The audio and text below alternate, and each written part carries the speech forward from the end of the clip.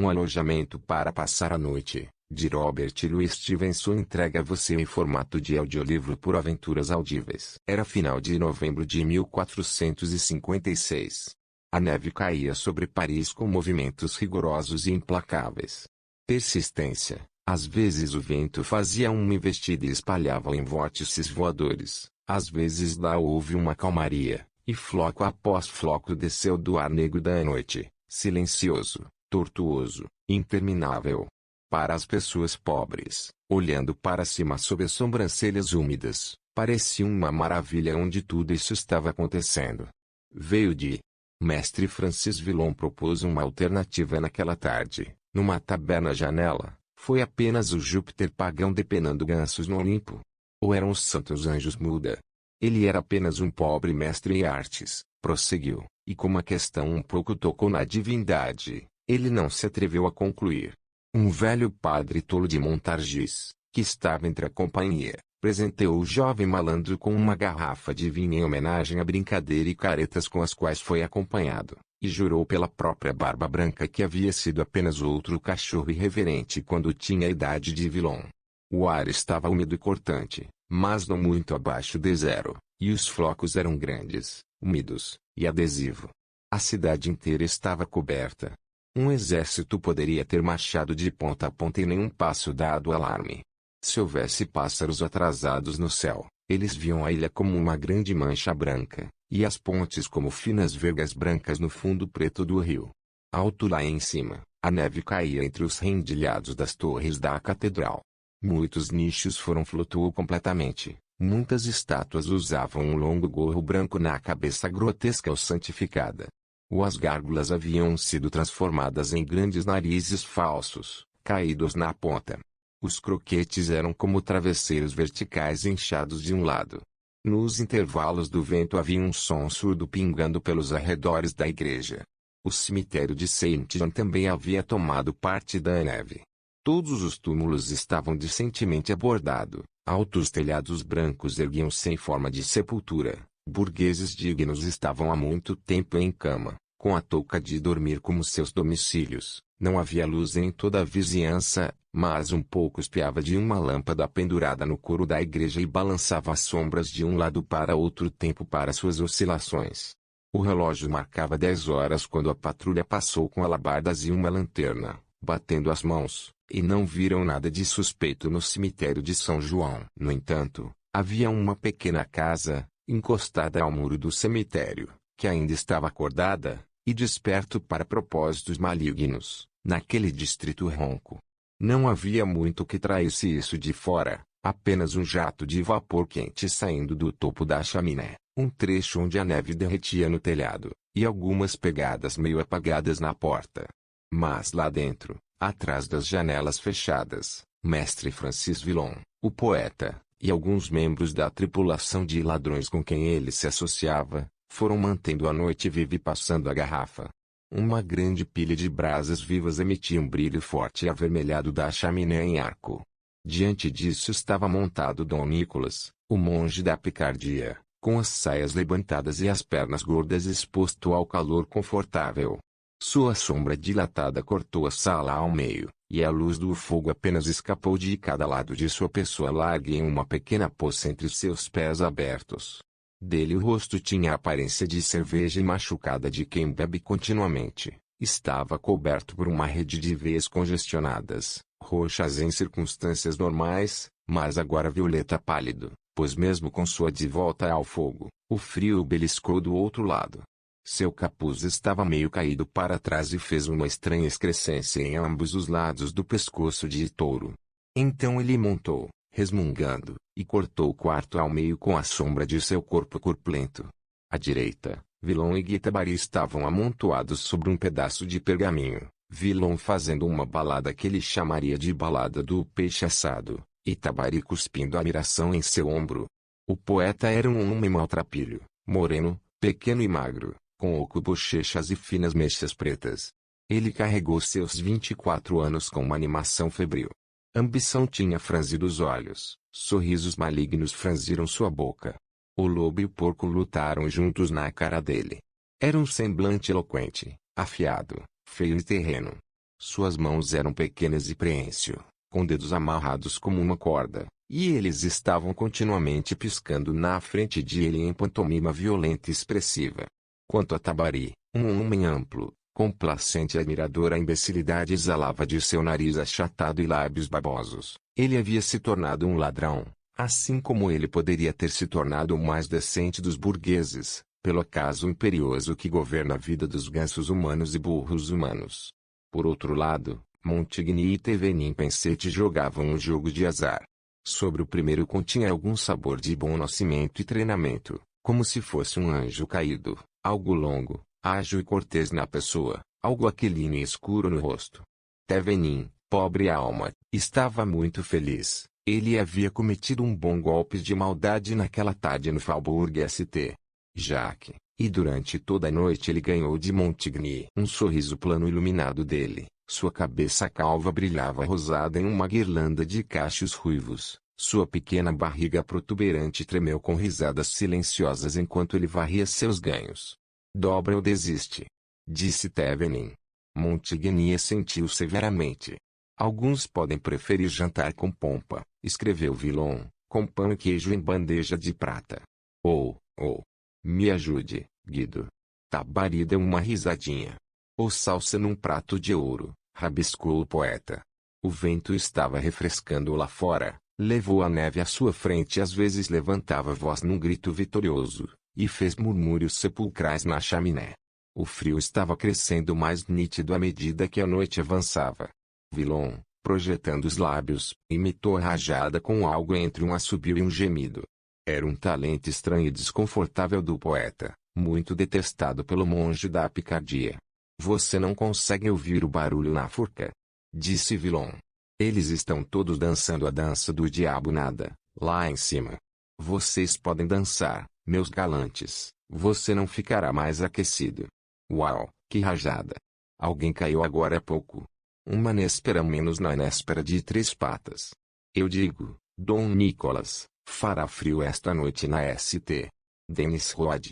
Ele perguntou. Dom Nicholas piscou os olhos grandes e pareceu engasgar com seu pomo de Adão. Montfaucon, o grande e horrível forca de Paris, ficou parado na St. Denis Road, e as gentilezas tocou em carne viva. Quanto a Tabari, ria-se desmedidamente por causa das nésperas. Ele nunca tinha ouvido algo mais alegre, e ele segurou os lados e cantou.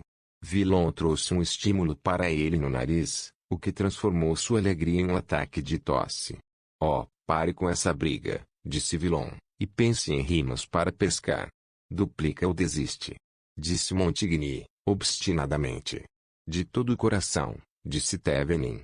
Tem mais alguma coisa naquela garrafa? Perguntou o monge. Abra outro, disse Villon. Como você espera encher esse grande barril, seu corpo, com pequenas coisas como garrafas? E como você espera chegar ao céu? Quantos anjos, faça você imagina, pode ser dispensado para transportar um único monge da picardia? Ou você se acha outro Elias, e eles vão mandar a carruagem buscá-lo? Omnibus impossível, respondeu o monge, enquanto enchia o copo. Tabari estava em êxtase. Villon encheu o nariz novamente.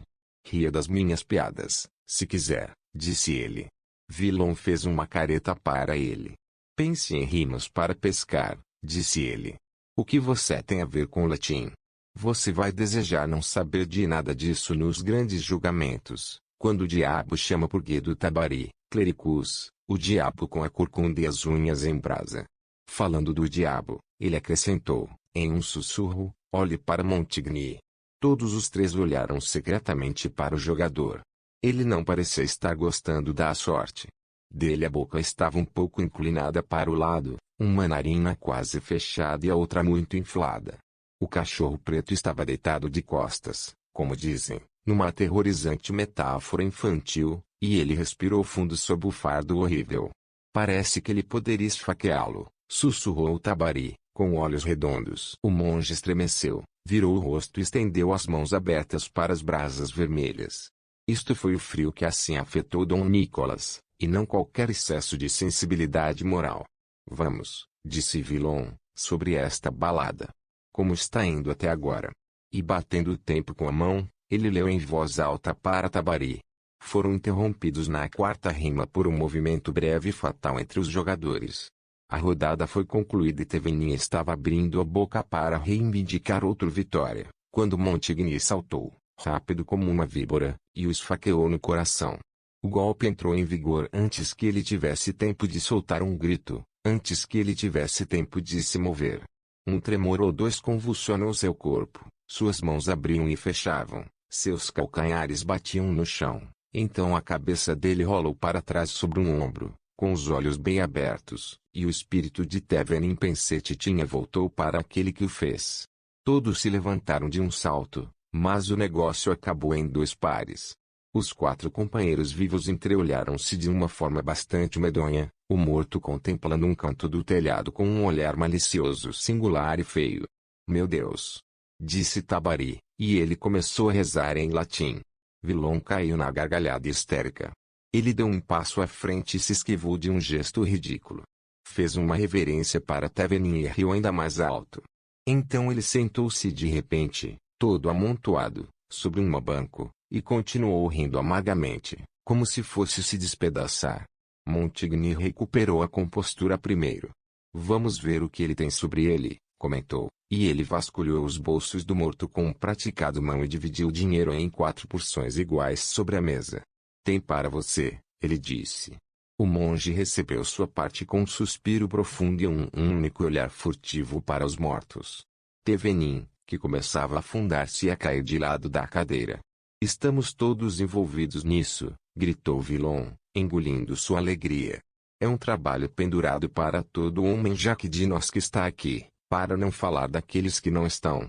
Ele fez um gesto chocante no ar com a mão direita levantada, e colocou a língua para fora e jogou a cabeça para o lado, de modo a falsificar a aparência de alguém que foi enforcado. Então ele embolsou sua parte do estragar, e executou um embaralhamento com os pés como se quisesse restaurar a circulação. Tabari foi o último a ajudar-se. Ele correu para ganhar dinheiro e retirou-se para o outro final do apartamento. Montigny colocou Thevenin na cadeira e sacou a adaga, que foi seguida por um jato de sangue. É melhor vocês se mexerem, disse ele, enquanto limpava a lâmina no gibão da vítima. Acho que sim, respondeu Villon, engolindo em seco. Maldita cabeça gorda. Ele explodiu. Fica na minha garganta como catarro. Que direito tem um homem de ter cabelo ruivo depois de morto? E ele caiu, amontoou-se novamente no banco e cobriu o rosto com as mãos.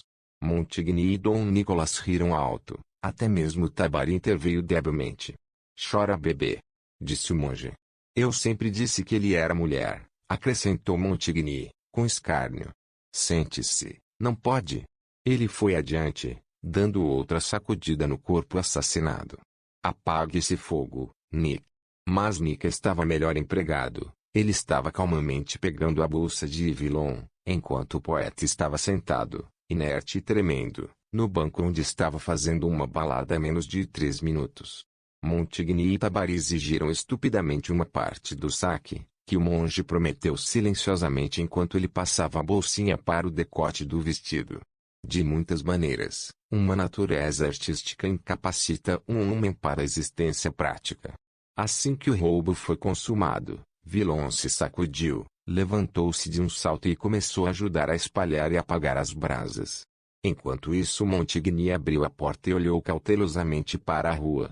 A costa estava limpa, não havia nenhuma patrulha intrometida em visão. Ainda assim, foi considerado mais sensato escapar separadamente, e como o próprio Villon estava com pressa para escapar da vizinhança do morto Thevenin, e os demais estavam com ainda mais pressa a livrar-se dele antes que descobrisse a perda de seu dinheiro, ele foi o primeiro em geral consentimento para sair para a rua. O vento triunfou e varreu todas as nuvens do céu. Apenas alguns vapores, tão finos como o luar, voou rapidamente através das estrelas. Estava muito frio, e, por um efeito óptico comum, as coisas pareciam quase mais definidas do que em plena luz do dia. A cidade adormecida era absolutamente imóvel, uma companhia de capuzes brancos, um campo repleto de pequenos Alpes, abaixo das estrelas cintilantes. Villon amaldiçoou sua fortuna. Será que ainda estava nevando?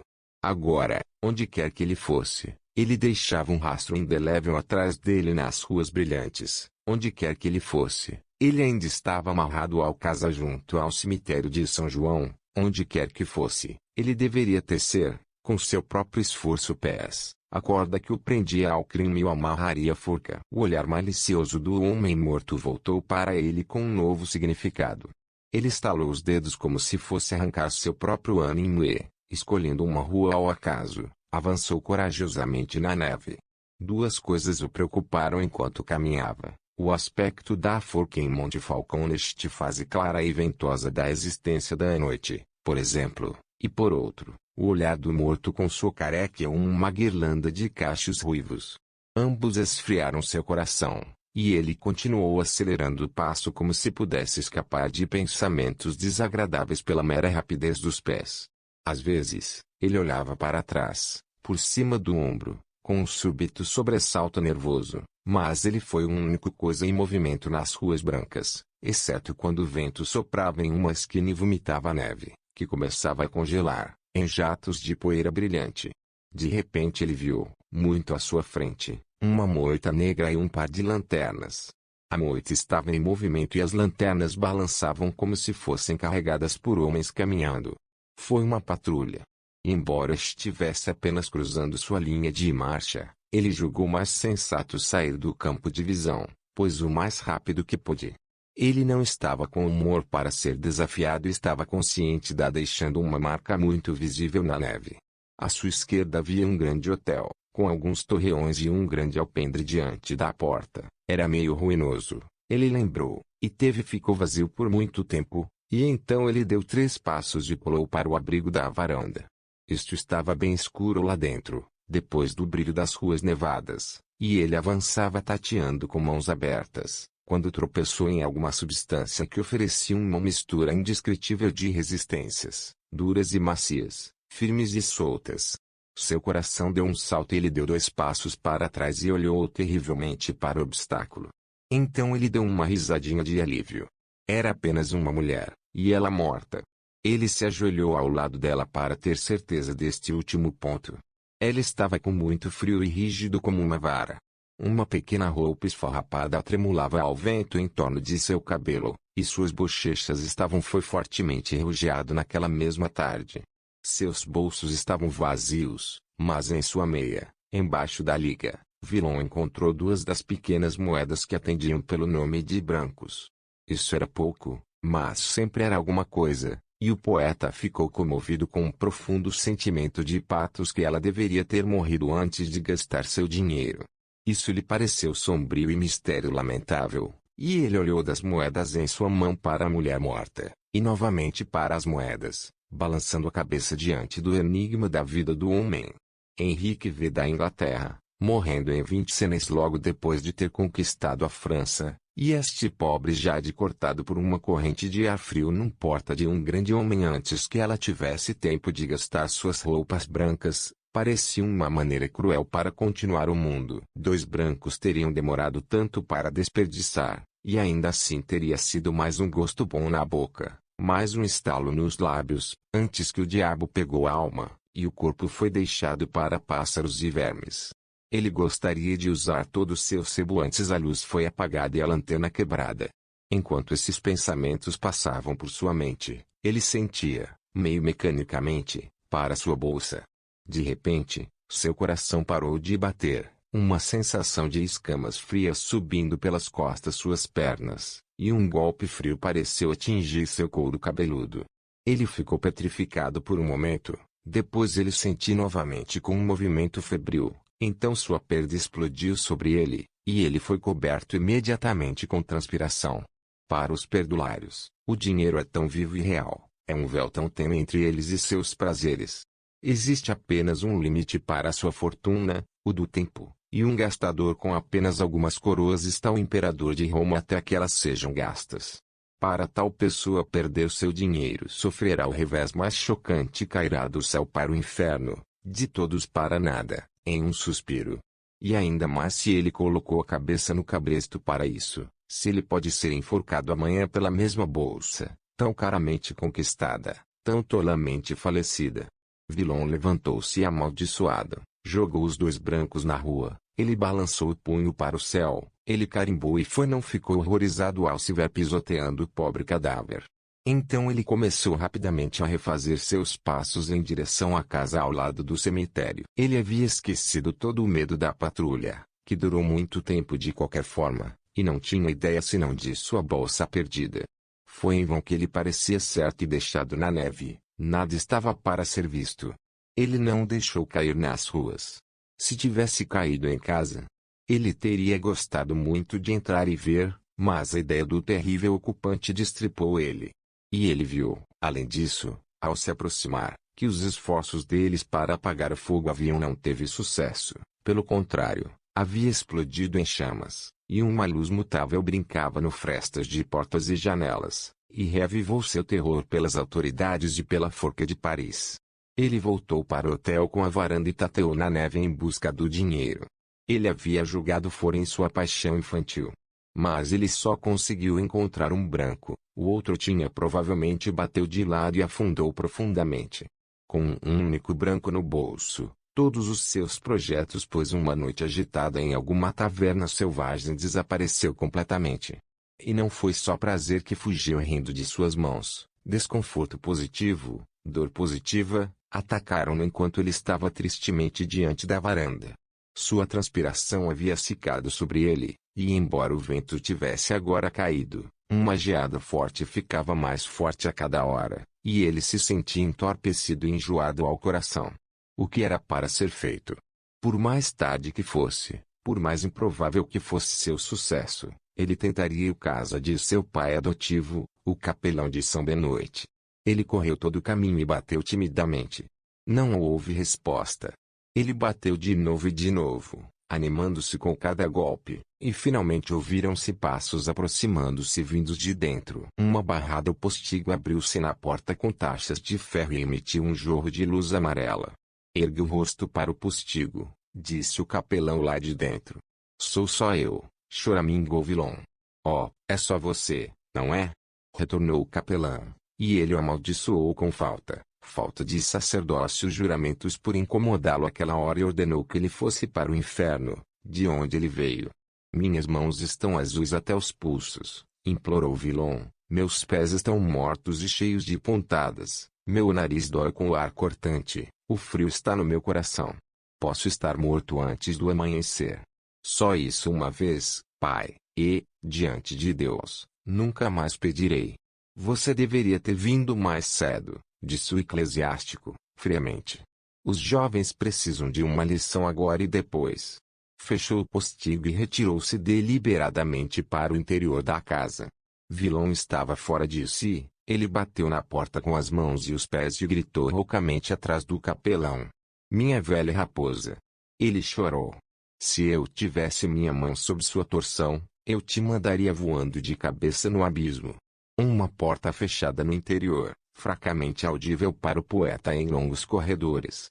Ele passou seu entregue sua boca com um juramento. E então o humor da situação atingiu, e ele riu e olhou levemente para o céu, onde as estrelas pareciam piscar sobre seu rosto. Desconforto. O que era para ser feito? Parecia muito uma noite nas ruas geladas. A ideia dos mortos uma mulher surgiu em sua imaginação e lhe deu um grande susto. O que aconteceu com ela em o início da noite poderia muito bem acontecer com ele antes do amanhecer. E ele é tão jovem.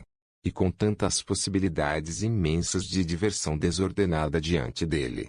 Ele se sentiu bastante patético com a noção de seu próprio destino, como se fosse o de outra pessoa, e fez uma pequena vinheta imaginativa da cena pela manhã, quando deveriam encontrar seu corpo. Ele passou todas as suas chances em análise, girando o branco entre o polegar e o indicador. Infelizmente, ele não se dava bem com alguns velhos amigos que um dia teriam tido pena dele. Ele em tal situação, ele os satirizou em versos, ele os havia espancado e enganado, e ainda agora, quando ele estava tão em apuros, ele pensou que havia pelo menos um que talvez pudesse ceder. Foi uma chance. Pelo menos valia a pena tentar, e ele iria ver. No caminho, aconteceram-lhe dois pequenos acidentes que coloriram suas reflexões de uma forma muito maneira diferente. Pois, primeiro, ele encontrou o rastro de uma patrulha e andou nela por algum tempo. 100 metros, embora estivesse fora de sua direção. E isso o animou, pelo menos ele tinha confundido sua trilha, pois ele ainda estava possuído pela ideia de que as pessoas o seguissem por toda Paris sobre a neve e prendeu na manhã seguinte, antes que ele acordasse. O outro assunto afetado ele de forma bem diferente. Ele passou por uma esquina onde, não muito antes, uma mulher e seu filho foi devorado por lobos. Este era exatamente o tipo de clima, refletiu ele, quando os lobos poderiam decidir entrar novamente em Paris, e um homem solitário nestas ruas desertas correr o risco de algo pior do que um mero susto. Ele parou e olhou para o lugar com um interesse desagradável. Era um centro onde várias ruas se cruzavam, e ela criança foi devorada por lobos.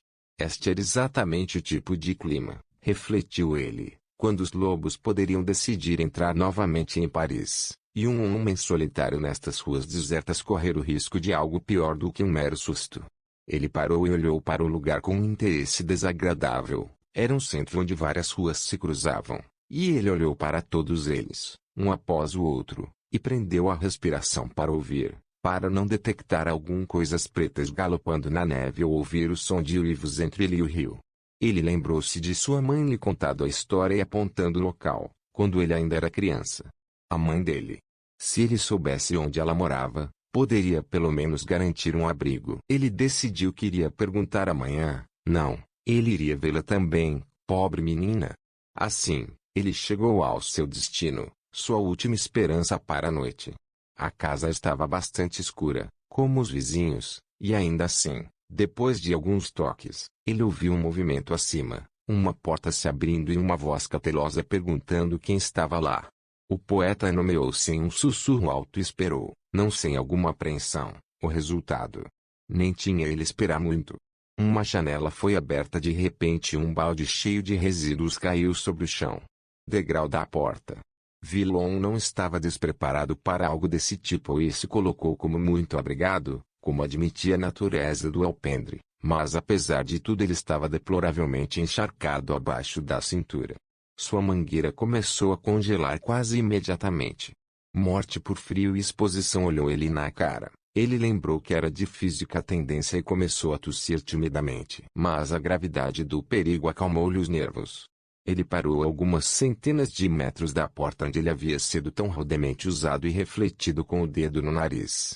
Ele só conseguia ver uma maneira de conseguir hospedagem era aceitá-la. Ele havia notado uma casa não muito longe, que parecia que poderia ser facilmente arrombado, e para lá ele se dirigiu prontamente, entretendo-se no caminho com a ideia de uma sala ainda quente, com uma mesa ainda carregada de restos do jantar, onde ele poderia passar o resto das horas negras, e de onde deveria sair, amanhã, com uma braçada de pratos valiosos. Ele até considerou quais iguarias e quais vinhos que ele deveria preferir, e enquanto ele chamava a lista de suas guloseimas favoritas, peixe assado apresentou-se à sua mente com uma estranha mistura de diversão e horror. Nunca terminarei essa balada, pensou consigo mesmo, e então, com outro estremecimento à lembrança, maldita cabeça gorda. Ele repetiu com fervor e cuspiu na neve. A casa em questão parecia escura à primeira vista, mas como Villon fez uma inspeção preliminar em busca do ponto de ataque mais prático, um pequeno brilho de luz chamou sua atenção por trás de uma janela com cortina. O diabo! Ele pensou. Gente acordada. Algum estudante ou algum santo, confunda a tripulação. Eles não podem ficar bêbados e ficar deitados na cama roncando como os vizinhos. Qual é o bom do toque de recolher, e pobres diabos de tocadores de sinos pulando na ponta de uma corda em torres de sinos? O que é o uso do dia, se as pessoas ficam sentadas a noite toda? As queixas para eles. Ele sorriu ao ver onde sua lógica estava guiando. Afinal, cada homem cuida de seus negócios, acrescentou ele, e se eles estiverem acordados, por senhor, posso jantar honestamente pelo menos uma vez e enganar o diabo. Porte bateu com mão segura.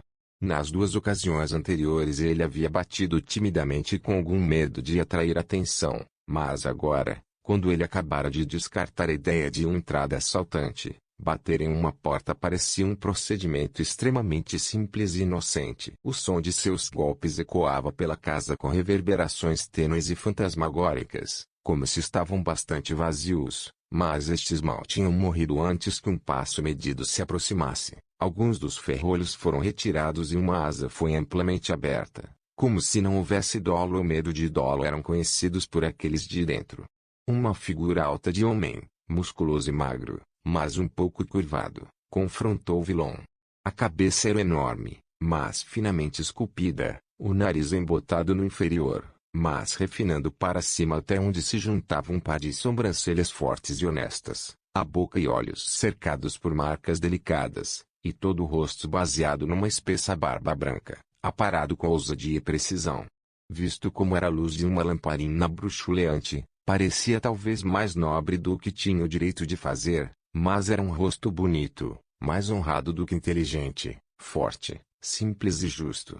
Você bate tarde, senhor, disse o velho, em tom ressonante e cortês. Vilon encolheu-se e pronunciou muitas palavras servis de desculpas. Numa crise deste tipo, o mendigo estava em primeiro lugar nele, e o homem de gênio escondeu a cabeça confuso. Você está com frio, repetiu o velho, e com fome? Bem, entre. E ele ordenou que ele entrasse a casa com um gesto bastante nobre.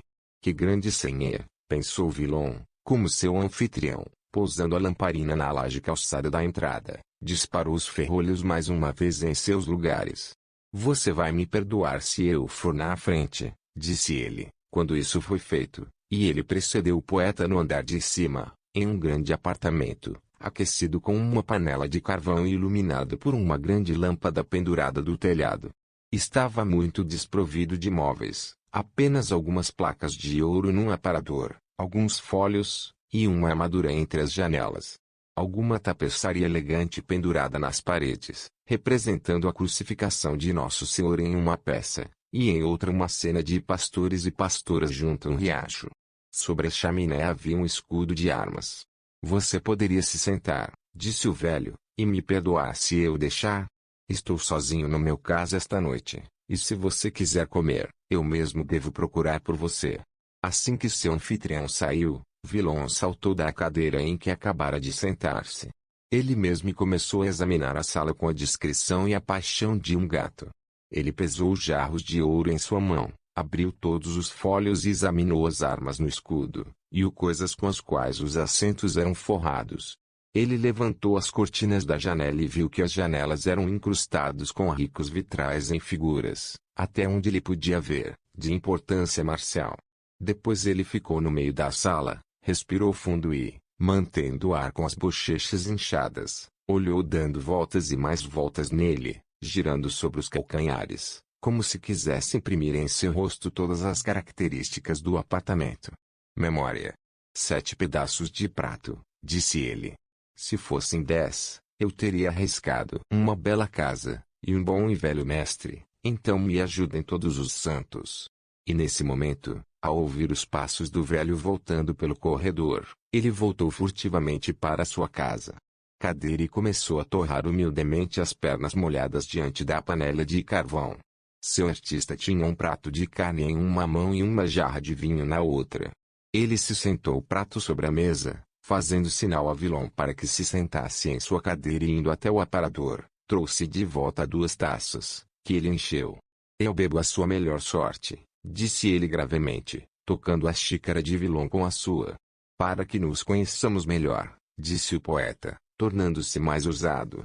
Um mero homem do povo, fiquei impressionado com a cortesia do velho senhor, mas Vilon era endurecido nesse assunto. Ele já havia feito alegria para grandes senhores antes e os achava tão malandros negros quanto ele. E assim ele se dedicou às iguarias com um gosto voraz, enquanto o velho, inclinando-se para trás, observou-o com olhos firmes e curiosos. Você tem sangue no ombro, meu caro, disse ele. Montigny deve ter colocado a mão direita molhada sobre ele ao sair de casa. Ele amaldiçoou Montigny em seu coração. Não foi nada meu, ele gaguejou. Eu não imaginava isso, respondeu seu anfitrião, calmamente. Uma briga? Bem, algo assim, admitiu Vilon, com um tremor. Talvez um sujeito assassinado? Ah, não, não fui assassinado, disse o poeta, cada vez mais confuso. Foi tudo um jogo limpo, assassinado por acidente. Eu não tive participação nisso, Deus me mate. Ele acrescentou, fervorosamente. Um malandro a menos, ouso dizer, observou o dono da casa. Você pode ousar dizer isso, concordou Villon, infinitamente aliviado. Por maior que seja um ladinho entre aqui e Jerusalém.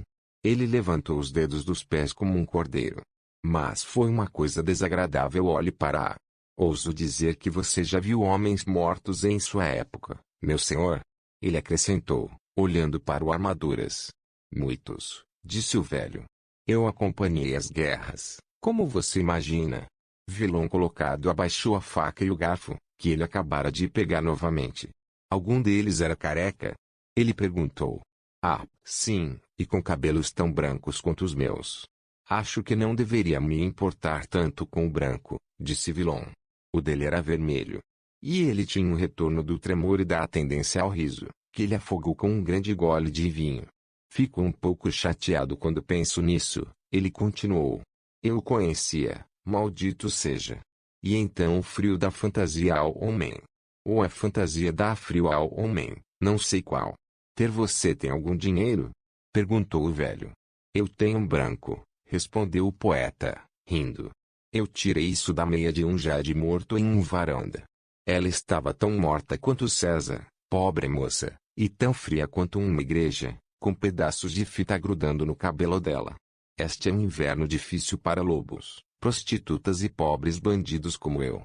Eu, disse o velho, sou Enguerrand de La Feuillée, senhor de Brisetout, balia do Patatrac. Quem e o que você pode ser? Villon levantou-se e fez uma reverência adequada. Chamo-me Francis Villon, disse ele, um pobre mestre em artes desta universidade. Conheço um pouco de latim e muitos vícios. Eu posso fazer canções, baladas, lais, virelais e rondeus, e gosto muito de vinho. Eu nasci em um sótão, e é improvável que morra na forca. Posso acrescentar, meu senhor, que a partir deste da noite para o dia, sou um servo muito obsequioso para comandar vossa senhoria. Um servo meu, disse o cavalheiro. Meu convidado para esta noite nada mais. Um convidado muito grato, disse Villon, educadamente, e bebeu em uma exibição idiota para seu artista. Você é astuto, começou o velho, batendo na testa, muito astuto. Você tem aprendizado, você é um escriturário, e ainda assim você tira uma pequena quantia de dinheiro de uma mulher morta na rua. Não é uma espécie de roubo. É uma espécie de roubo muito praticado nas guerras, meu senhor. As guerras são o campo da honra, retrucou o velho, orgulhoso. Lá um homem joga a sua vida no elenco, ele luta em nome de seu senhor, o rei, seu senhor Deus, e de todos os seus senhorios os santos e anjos. Diga, disse Villon, que eu era realmente um ladrão, se não jogasse minha vida também, e contra probabilidades mais pesadas. Para ganho. Mas não para honra. Ganho? Repetiu Villon, encolhendo os ombros.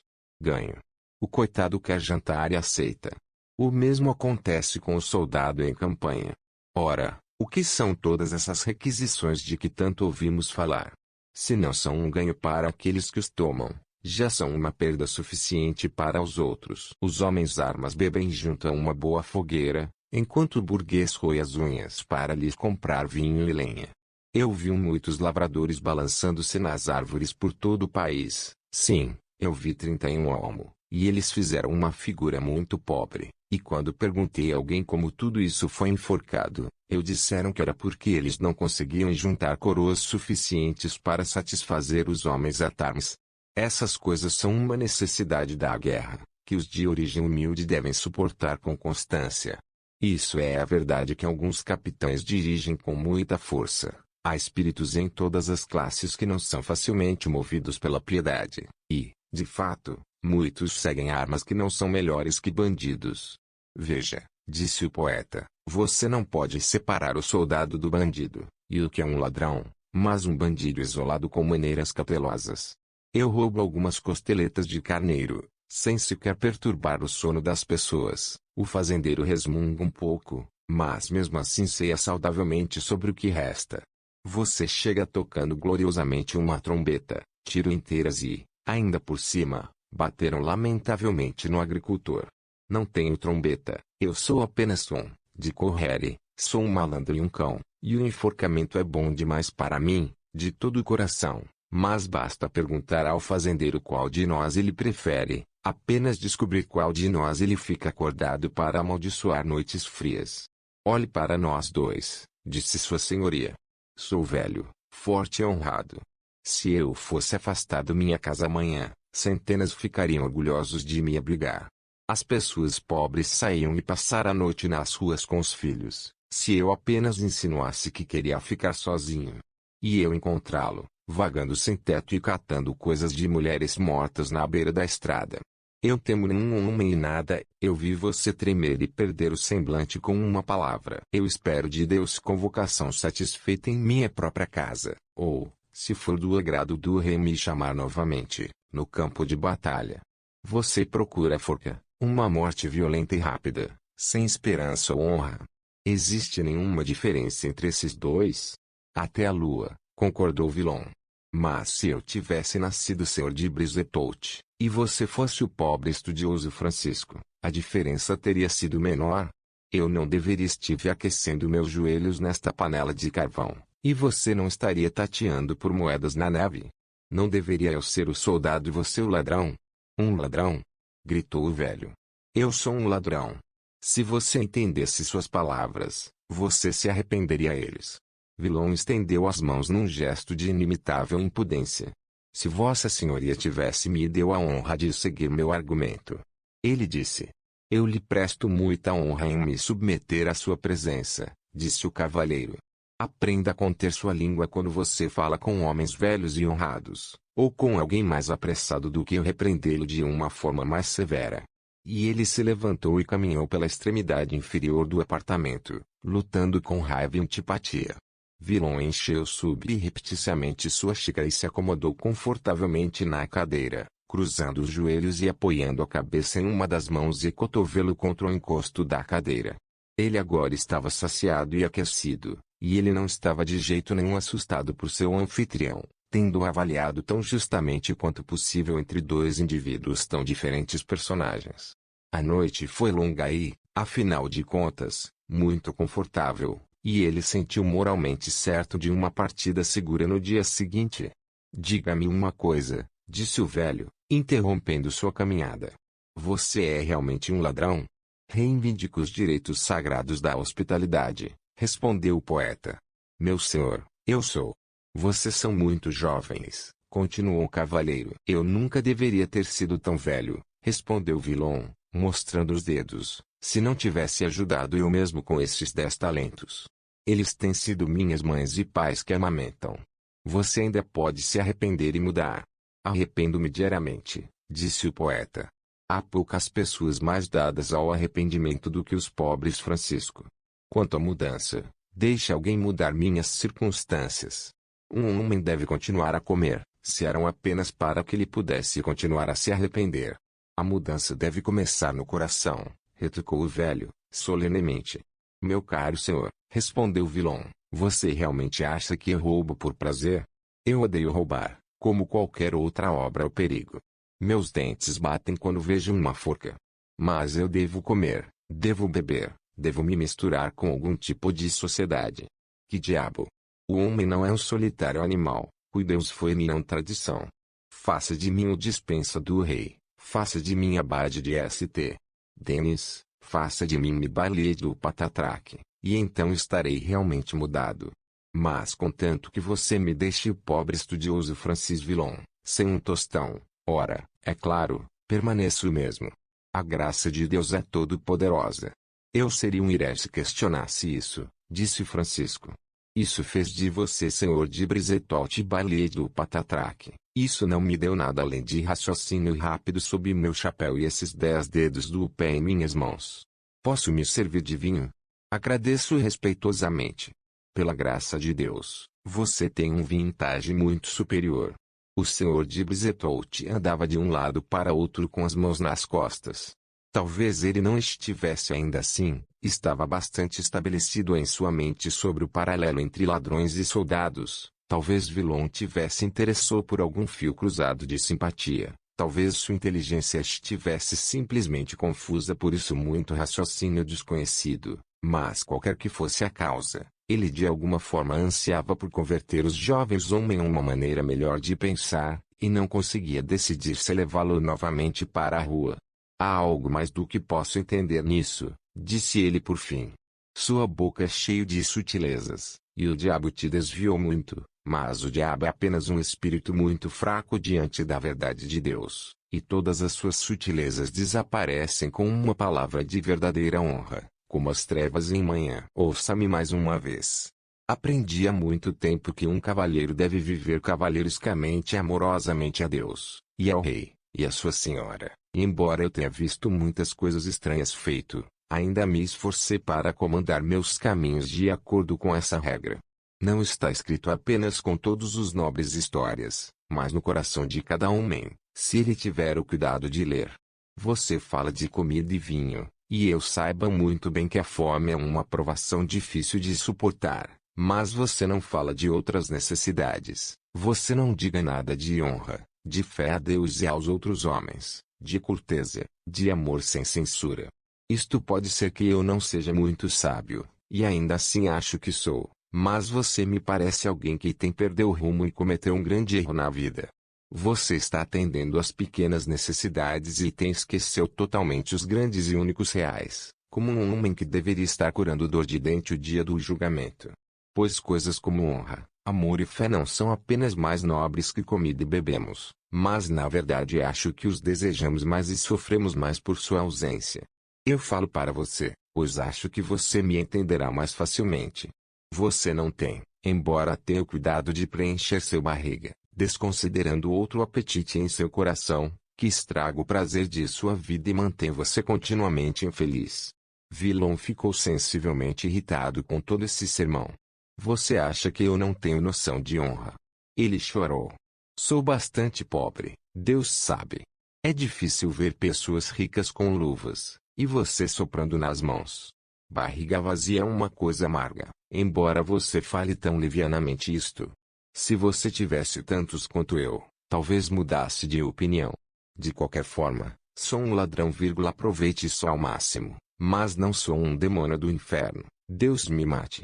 Eu gostaria que você sei que tem uma honra própria, tão boa quanto a sua, embora não fique tagarelando sobre isso o dia todo, como se foi um milagre de Deus ter algum. Parece bastante natural para mim, eu mantenho em sua caixa até que esteja desejado. Por quê? Agora, olha aqui, há quanto tempo estou nesta sala com você? Você não contou você estava sozinho em casa? Olhe para a sua placa de ouro. Você é forte, se quiser, mas você é velho e desarmado, e eu tenho minha faca. O que eu queria senão um empurrão de cotovelo e aqui estaria teria sido você com o aço frio em suas entranhas, e teria sido eu, ligando no ruas, com uma braçada de taças de ouro. Você acha que eu não tinha inteligência suficiente para ver isso? E eu desprezo a ação. Aí estão suas malditas taças, tão seguras quanto em uma igreja. Aí está você, com seu coração batendo como novo, e aqui estou eu, pronto para sair novamente tão pobre como entrei, com meu único branco que você jogou nos meus dentes. E você acha que não tenho senso de honra? Deus me mate. O velho esticou o braço direito. Eu vou te dizer o que você é, disse ele. Você é um ladino, meu homem, um ladino e vagabundo atrevido e de coração negro. Já passei uma hora com você. Ah, acredite, me sinto desonrado. E você comeu e bebeu na minha mesa. Mas agora estou doente na sua presença. O dia chegou e o pássaro noturno deve ir para o seu puleiro. Você irá antes ou depois? O que você quiser, respondeu o poeta, levantando-se. Eu acredito que você é estritamente honrado. Ele esvaziou pensativamente sua xícara.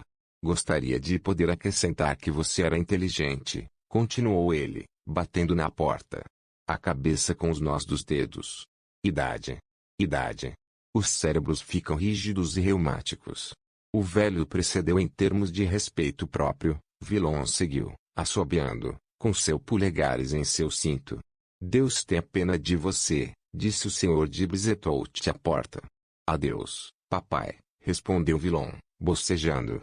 Muito obrigado pelo carneiro frio. A porta se fechou atrás dele. A aurora rompia sobre os telhados brancos. Um calafrio, Manhã desconfortável inaugurou o dia. Vilon levantou-se e esticou-se com vontade no meio da estrada. Um velho cavalheiro muito chato, pensou ele. Eu me pergunto quanto valem as taças dele. O fim. Obrigado por ouvir um audiolivro de aventuras audíveis. Certifique-se de encontrar audiolivros mais divertidos no canal.